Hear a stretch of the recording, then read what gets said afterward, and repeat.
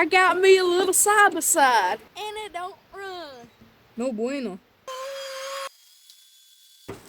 It's got a little 125 motor in it. Let's see if it'll turn over. Now let's check for spark. Oh yeah.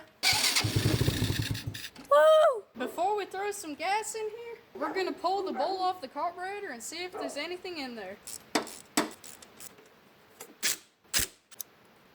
Not way too bad.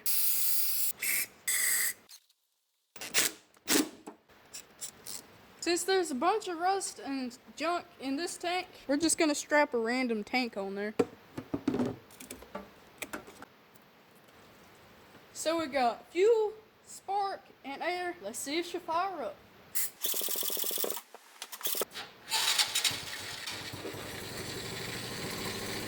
Woo!